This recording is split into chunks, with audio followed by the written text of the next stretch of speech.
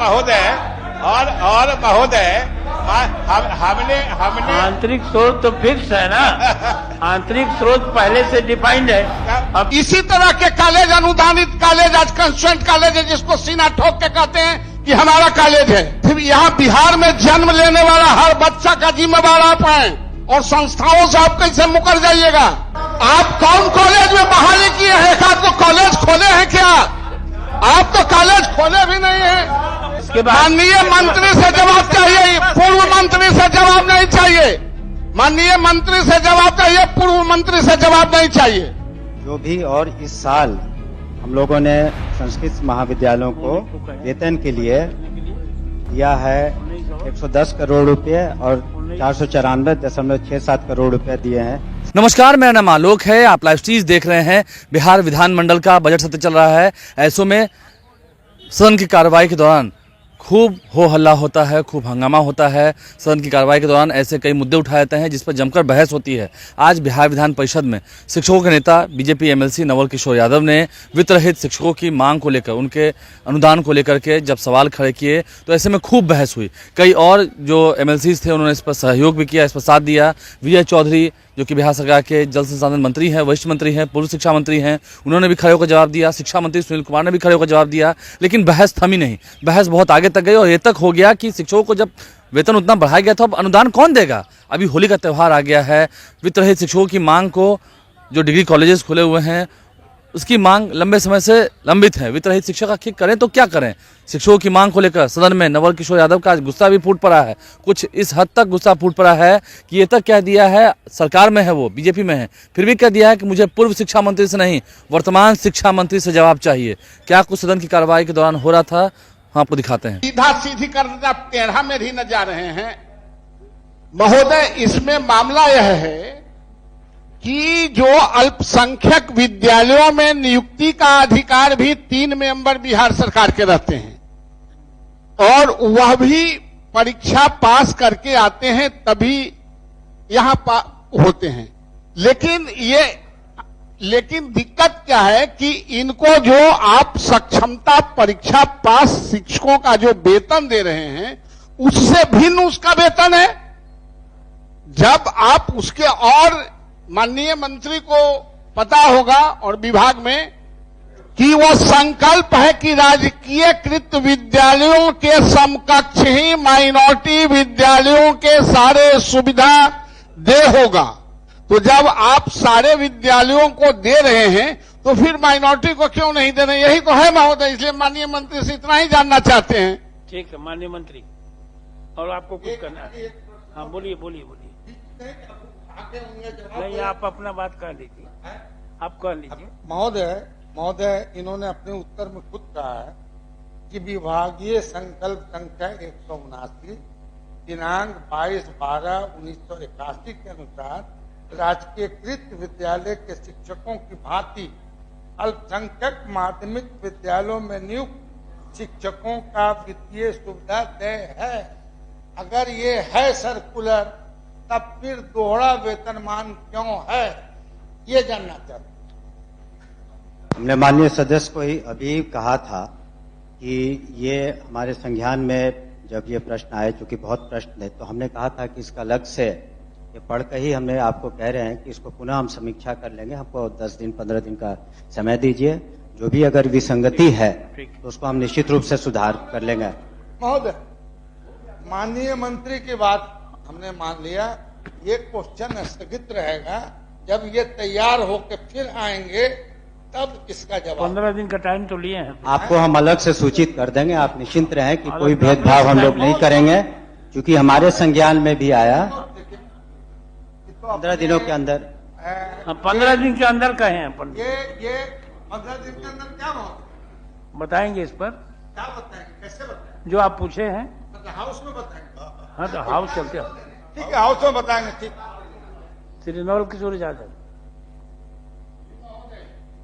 इसका जवाब नहीं मिला है महोदय, इसलिए एक लाइन का है, पढ़ ही देते हैं। माननीय सभापति महोदय, राज्य के वित्त रहित शिक्षकों, सहायक प्राध्यापकों के नियमित एवं कमेटी गठित करते हुए अनुदान एवं आंतरिक संसाधन को जोड़कर अविलंब वेतनमान देने के संबंध में सरकार से सदन में एक स्पष्ट वक्तव्य की मांग करता हूं। महोदय, इसी सदन में इससे पहले महोदय माननीय मंत्री ने आश्वस्त किया था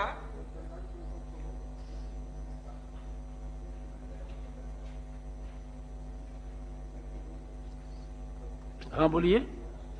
हाउस इन ऑर्डर है तो ना महोदय, ऑर्डर में है अब हमारे तरफ आप देखें तो हमको लगा कि नहीं अब ऑर्डर में हम हैं। हाँ। महोदय आप ही की तरफ देखते हैं। महोदय, मेरा आग्रह है कि इसी सदन में इससे पूर्व के जो सत्र हुआ था, माननीय मंत्री ने कहा था कि हम वित्तरहित कॉलेजों के हम तमाम लोगों ने आग्रह किया था कि आप जो अनुदान देते हैं और जो कॉलेजों के स्कूलों के इंटरनल रिसोर्सेस है, दोनों को मिला के एक बार आप जोड़ लीजिए कमेटी बहाल करके। हम समझते हैं कि राज्य सरकार को एक नया पैसा भी अलग से देने की जरूरत नहीं पड़ेगी और उनको वेतनमान भी मिल जाएगा जो आप तय कर दें। और फिर इससे एक और फायदा होगा कि जो आज बिचौलिया उसके अनुदान के 20%, 25% और 15% खा जाते हैं, डायरेक्ट जब शिक्षक के सूची होगा तो आप उनको भेज सकते हैं। इससे बिचौलिया खत्म हो जाएगा। इसलिए मैं माननीय मंत्री से जानना चाहता हूं कि जो कमेटी बनाने के लिए आपने आश्वासन दिया था इस सदन में, उसका क्या प्रतिफलन हुआ है? क्या सरकार सदन में उसको जांच करने के लिए कमेटी बना दी है?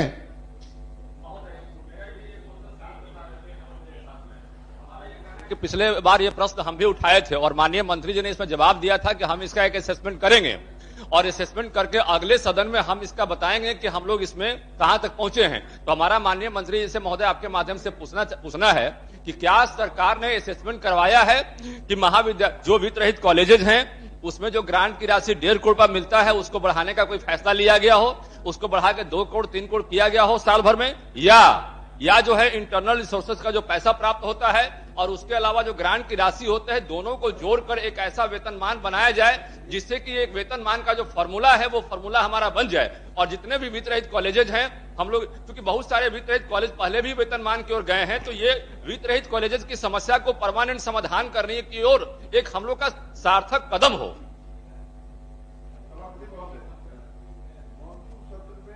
सवाल था बात तो आ ही गई, 2 बिंदु है केवल सर। बात आ गई है। मंत्री महोदय ने स्वीकार किया था कि हम समीक्षा करके और हम आपको अवगत कराएंगे। आपको याद दिलाना चाहते हैं, आपके चैम्बर में 2 सितंबर को इस पर बैठक हुई मंत्री जी साथ थे, पदाधिकारी जी लोग के साथ, और इस पर लंबी बहस। 2 बिंदु था इसका। एक तो कि जो आप अनुदान देते हैं और विभाग का ही निर्देश है आंतरिक स्रोत की आमदनी का 70% शिक्षकों के और कर्मियों के वेतन के मद में वह प्रबंध समिति लूट कर खा रहा। आप अगर इसकी समीक्षा करके उसको नियत वेतन में परिणत कर देंगे तो आंतरिक स्रोत की आमदनी पर भी आपका पकड़ होगा, विभाग का पकड़ होगा और अनुदान जो देते हैं अच्छी खासी राशि वेतनमान के रूप में मिलेगी। इन्होंने कहा था समीक्षा करके हम फिर बैठक करेंगे। 1 महीना का समय आपके चैम्बर में, आपकी उपस्थिति में, आपकी अध्यक्षता में वह बैठक हुई थी। मंत्री जी ने समय लिया, उस पर कहीं कोई समीक्षा हुई नहीं हुई, उस पर कोई चर्चा नहीं। एक बात। और दूसरी बात, हम लोगों ने सुझाव दिया था कि जो 7-8 वर्षों का अनुदान बकाया है, एक पुष्ट भुगतान का प्रयास कीजिए, वित्तीय वर्ष के अंत तक उसका भुगतान हो जाना चाहिए। उस पर भी इन्होंने सहमति जताई थी कि हम प्रयास करेंगे इस वित्तीय वर्ष के अंत तक जो बची खुची राशि शिक्षा विभाग में होगी, जो कैलेंडर हो जाता है वित्तीय वर्ष के अंत में, हम उसको विनियोग के माध्यम से हम उसको वित्त रहित इस बकाये संस्थान के बकाये राशि के लिए हम उसको विनियोग के माध्यम से आवंटित करा के हम करेंगे। हम समझते हैं इस पर स्पष्ट वक्तव्य देना चाहिए मंत्री। स्पष्ट आप प्रश्न कीजिए, स्पष्ट वक्तव्य मिलेगा। एक ही प्रश्न सब आदमी करते हैं तो स्पष्ट नहीं होता कि क्या हो रहा है। हर एक सेशन में हर एक प्रश्न नहीं, ये ठीक नहीं है। आप नहीं, और नहीं, एक आदमी जो पूछेगा वही सप्लीमेंट्री करेगा। नहीं, सदन में तो आप लोग आपस में पहले बैठक करके कि क्या क्या इस पर सप्लीमेंट्री हो सकता है। समय पूरे समाज का, पूरे सदन का समय ले रहे हैं। 4-5 माननीय पूर्व शिक्षा मंत्री बैठे हुए हैं, तब तो और कॉम्प्लिकेशन हो जाएगा, तब तो और कॉम्प्लिकेशन हो जाएगा। संजीव जी ने पूर्व को भी इसमें शामिल कर लिया। हाँ, तो हम सिर्फ एक ही बात कहना चाहते हैं, अभी संजय जी बड़े अच्छे से समझा रहे थे सदन को कि किसी महाविद्यालय के आंतरिक स्रोत से जो आय है और हम जो अनुदान देते हैं, वो दोनों को मिक्स करके आप नियत वेतन फिक्स कर दीजिए और ये पर्याप्त होगा। ये होशियारी से चाह क्या रहे हैं तो समझा गया। हम तो खाली सदन में स्पष्ट करना चाहते हैं कि ये महाविद्यालय के आंतरिक स्रोत से होने वाली आय की भी जिम्मेदारी आप सरकार को दे रहे हैं। मतलब सरकार उसके आंतरिक स्रोत के आय के मतलब परिप्रेक्ष्य में भी सरकार कमिट कर दे। और महोदय हमने आंतरिक स्रोत तो फिक्स है ना। आंतरिक स्रोत पहले से डिफाइंड है, अब फिक्स है। हम कहते हैं हमने आंतरिक स्रोत से आय का 70% देने का नियम है। ये कह रहे हैं कि आप उसको अपने अनुदान से मर्ज करके नियत वेतन फिक्स करके सरकार कमिट कर दे। अब समझिए हम अगर कर देते हैं, कल से महाविद्यालय के आंतरिक स्रोत की आय ही नगण्य हो गई, फिर वो कमिटमेंट कौन देगा?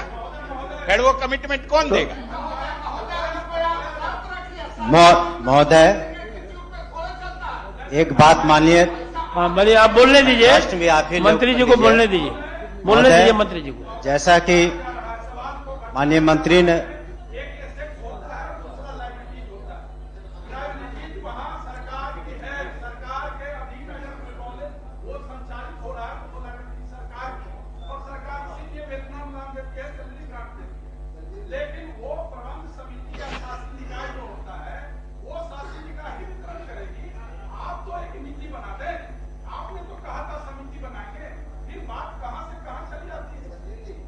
महोदय पहले ये बताएं, ये जो खुद सदस्य लोग बताएं कि जो नीति निर्धारण के तहत ही ये पैसे दिए जाते हैं वित्त रहित को, अगर उसमें वहां पर यूनिवर्सिटी में या कार्यालय में अगर कोई गड़बड़ी होती है, उसके लिए सरकार कहां से जिम्मेदार है?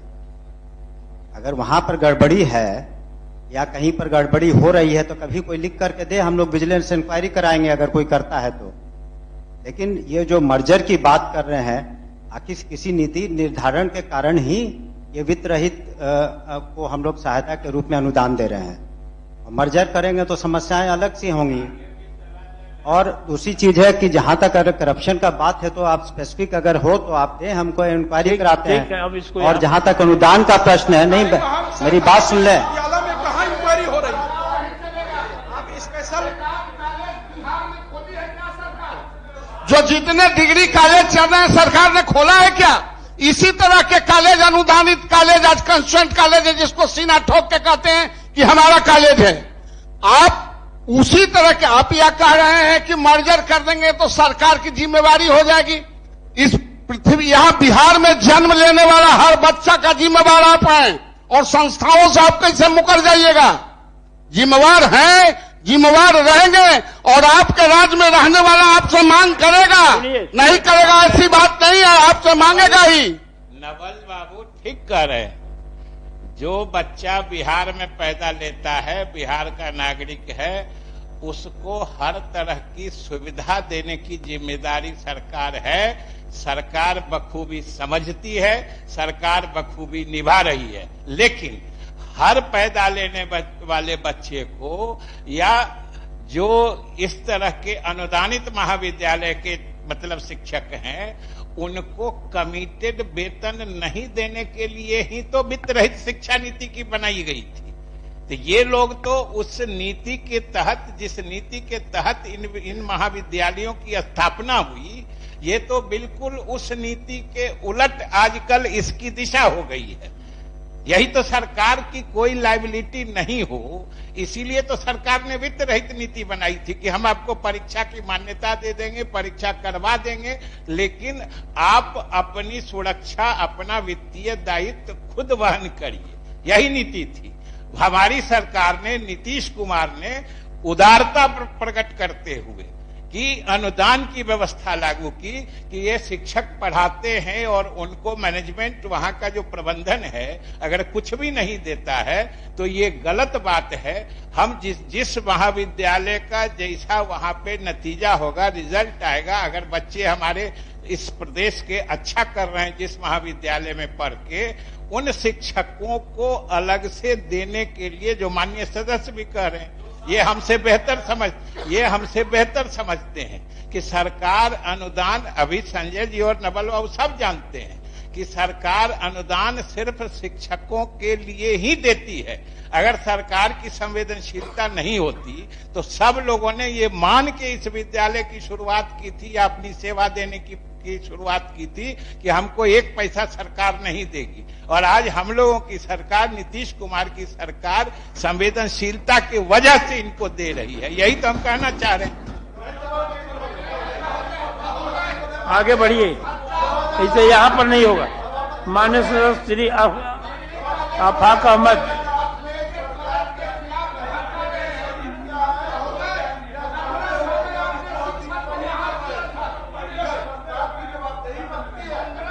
आपने शिक्षक को बहाल किया था, आज 50,000 दे रहे हैं कि नहीं? आपने 1500 में शिक्षक बहाल हुआ, 4,000, 5,000, 6,000 में बहाल हुआ। आज आप 50,000, 55,000 दे रहे हैं कि नहीं? ये नवल बाबू ठीक कर रहे हैं।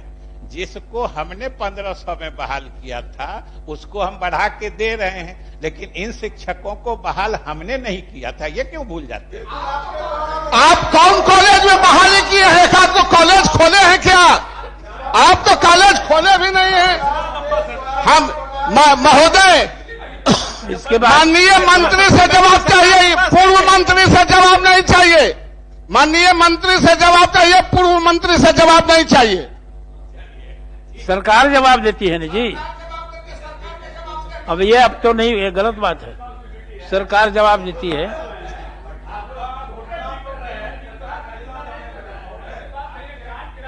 ऐसे सुनिए, एक दिन हम लोग के सुनिए ना, सुनिए, बैठिए बैठिए बैठिए बैठिए बैठिए सुनिए जीवन जी, जिस तरह से पहले बैठक हुई थी माननीय मंत्री जी, उस तरह से एक दिन बैठक बुला के सब लोग को बुला के वहीं पर कर देंगे। यहाँ पर समय जाया हो रहा है। एक दिन पहले हाँ उसी तरह से बैठक बुला कर दिया जाएगा। ठीक जी, माननीय श्री आफाक अहमद जी, तो दिया हुआ है, उत्तर दिया हुआ है, उत्तर दिया हुआ है, उत्तर दिया हुआ है। मान लीजिए एक प्रश्न सुन लिया जाए सर। क्वेश्चन जो आंसर आया हुआ है, हाँ, राज्य के संस्कृत एवं मदरसा के वैसे शिक्षकों और शिक्षेतर कर्मी जिसकी नियुक्ति 15/2/11 के बाद हुई है, उन्हें कर्मचारी भविष्य निधि योजना EPF स्कीम में शामिल किया गया, लेकिन इस तिथि के पूर्व नियुक्त शिक्षक कर्मियों को उस लाभ से वंचित रखा गया। सवाल सर ये उठता है कि 15/2/2011 के बाद जो नियुक्ति हो रही है उसको आप EPF के स्कीम उसे दे रहे हैं, उसके पहले वाले का वेतन वृद्धि रोक देते हैं। तो मैं सदन और आसन से जानना चाहता हूं कि किन परिस्थितियों में इन शिक्षकों के साथ इनजस्ट हो रहा है। उसका वेतन वृद्धि भी रोक दिया गया, EPF स्कीम भी नहीं दिया जा रहा है, उसके बाद जो टीचर बहाल हुए हैं उसको इंक्रीमेंट भी मिल रहा है और EPF का स्कीम भी दिया जा रहा है। तो अभी हमारे सीनियर मेंबर सिद्दीकी साहब ने उठाया था इस मामले को। वह बहुत ही अदब के साथ गुजारिश करना चाहता हूं सर शिक्षा मंत्री से कि यह अल्पसंख्यक जो स्कूल है ये आर्टिकल 29 और 30 के ताकत से चलता है। संवैधानिक जो उसकी ताकत है वो यही है। और आपने पूरे बिहार के गवर्नमेंट स्कूलों को आपने मदद किया आधारभूत संरचना में, लेकिन इन विद्यालयों को सर आपने छोड़ दिया। मैं आसन से निवेदन करना चाहता हूं कि ये स्कूल में पढ़ने वाले बच्चे गरीब हैं, मजदूर के लड़के हैं और इस देश के निवासी हैं। ये बाहर के बच्चे नहीं हैं, इस हिंदुस्तान के बच्चे हैं, बिहार के बच्चे हैं। इसलिए इनको भी उसके साथ जोड़ दिया जाए। उनको भी आधारभूत संरचना के लिए, बेंच के लिए, डेस्क के लिए उसके भी पैसे दिए जाए। जब आप फूल वेतन देते हैं, माननीय नीतीश कुमार के नेतृत्व में जो सरकार बनी उसमें पूरी निष्ठा के साथ मदरसों के साथ वफादारी किया। मैं इसके हिमायती हूं, मैं इसका समर्थन करता हूं, लेकिन जहां इनजस्ट हो रहा है सर, किन परिस्थितियों में आपने 2011 के बाद 20 के बाद बोलिए क्या आपने अल्पसंख्यक विद्यालयों को कहना कि क्या चाहते हैं उनसे? सर मैं ये कहना चाहता हूं कि जो अल्पसंख्यक विद्यालय हैं, हमारे माननीय सदस्य ने उठाया है इस सवाल को, मैं उसी से संबंधित ये भी सवाल है हमको। ठीक है, मंत्री जी को हमारे अल्पसंख्यक जो स्कूल है, मंत्री जी को बोले, आगे बहुत सारी चीज पड़ा हुआ है, उसको पूछने वाला सर कोई नहीं है। माननीय मंत्री जी को बोलने दीजिए। जवाब हमने दे दिया है महोदय, उसका अंतिम जो पाठ है हम पढ़ देते हैं। विभागीय संकल्प संख्या 970 दिनांक 31/8/13 द्वारा राज्य सरकार का निर्णय है कि मदरसा और संस्कृत विद्यालयों के कर्मियों को वार्षिक वेतन वृद्धि अनुमान्य नहीं होगी, परंतु राज्य सरकार द्वारा स्वीकृत महंगाई भत्ता अनुमान्य होगी। तो अब तक लिए जो भी, और इस साल हम लोगों ने संस्कृत महाविद्यालयों को वेतन के लिए दिया है 110 करोड़ रुपए और 494.67 करोड़ रुपए दिए हैं संस्कृत विद्यालयों को। इस तरह से जो इस साल का जो वेतन का था, मेरी बात तो सुन लीजिए, वेतन का जहां तक प्रश्न है वो हम लोगों ने दिया है। इनकी मांग है कि जो इंफ्रास्ट्रक्चर है वो उस जो पहले के संकल्प से आच्छादित नहीं है, तो उसको दूसरे सदन में भी हमने इस बात को रखा है कि इस पर हम लोग देखेंगे कि हमारे जो संसाधन है, हम लोग कोशिश करेंगे, चूंकि और भी सभी विद्यालय महाविद्यालय सभी आच्छादित हैं लेकिन उस संकल्प से नहीं है, तो इस पर पुनः समीक्षा हम लोग कर लेंगे। ये हम हाउस को आश्वासन देते हैं। धन्यवाद। चलिए अब